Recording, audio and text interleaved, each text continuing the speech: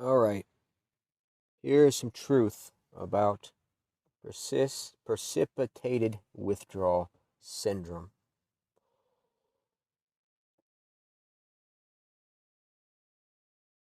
All right, prescription medications, Suboxone, Subutex, and now Chirexon, I've never even heard of that, are effective at helping people in recovery for opioid addiction transition to sober living.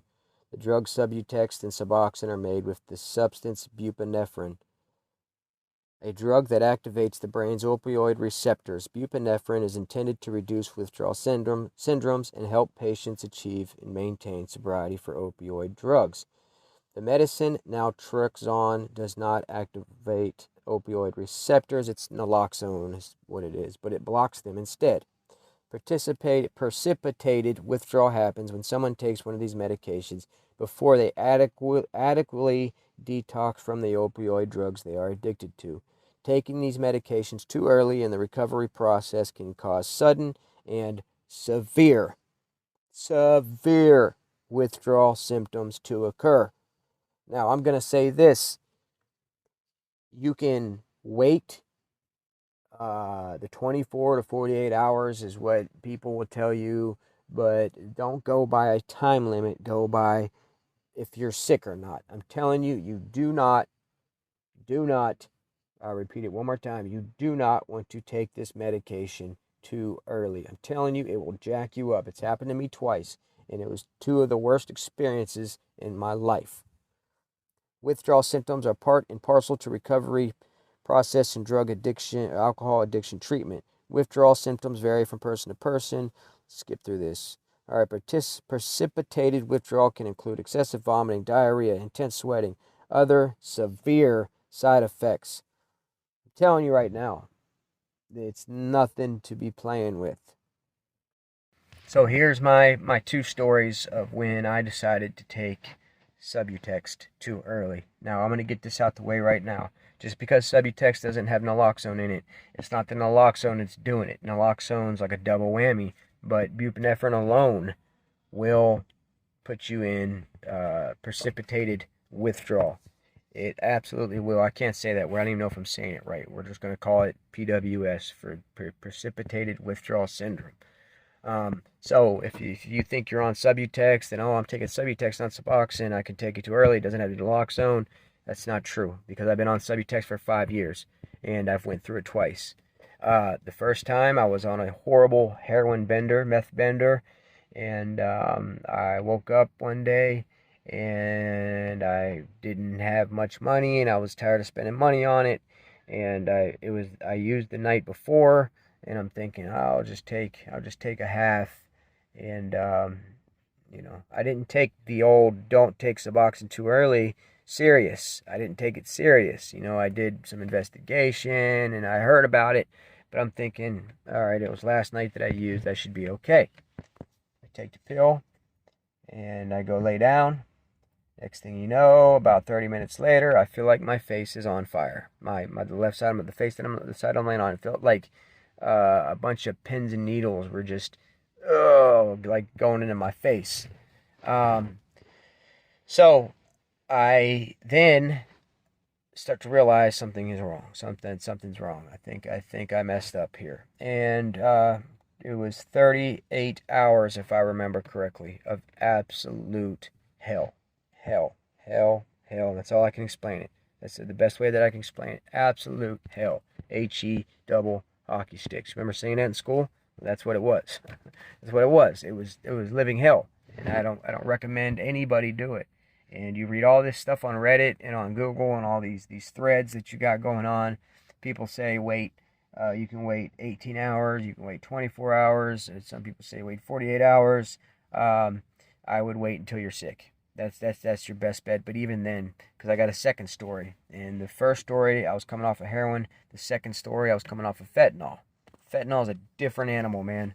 I was severely sick. I wasn't in the moderate to severe withdrawal. I was above both of those. I was severely sick. I was doing the alligator death roll in my bed. My sheet was wrapped around me like a freaking rope. My boxers were all turned sideways because I was doing the constantly twisting in the bed. That's how sick I was. So I was able to get my script, got my script, thinking I am okay to go, thinking I'm going to feel better in about 45 minutes. And no, that horrible withdrawal that I had originally just amplified by 50, and it was a good 48 hours in. The thing is, fentanyl is different, man. It's still on your opioid receptors even though you're sick. So you really got to be careful with it. And I hope that this video is getting to you before you decide to take a Suboxone, because I don't wish it on nobody. I will say this, the one and only good thing about PWS is, instead of dragging out a detox, if you're trying to quit cold turkey, instead of dragging it out for 14 to 21 to 30 days, if you take Suboxone too early, 3 days you'll be done. 3 days you'll be not fully, but you're able to function after the third day. You're still going to feel weak. Your appetite's going to start to come back. You might want to take a couple more days off work if you have that option. But after 3 days, you're not going to be laying in bed no more. So that's the only good thing. If you want to shorten the withdrawal, go ahead and take a sub right on top of slamming some heroin, and lock your doors and be prepared for a horrible ride, because that's what you're going to go through. 3 days of just misery.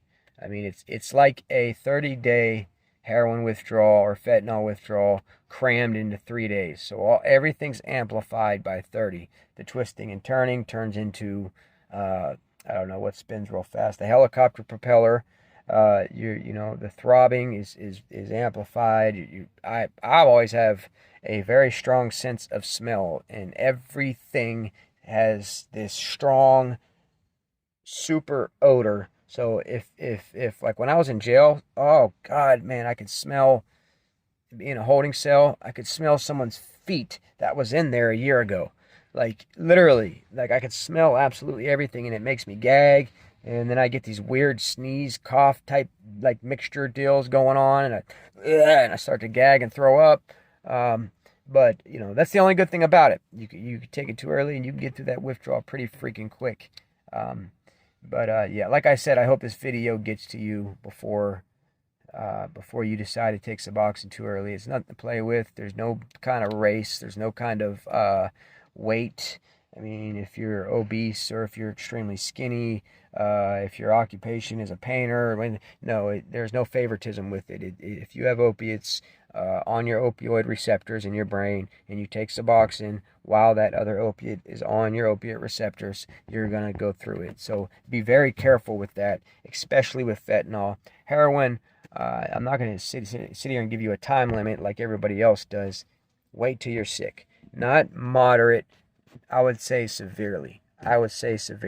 Because it's too risky now, and fentanyl and everything. If they're making fentanyl is the thing now. So, and how that stuff stays on your brain while you're still sick, I don't know. It's crazy.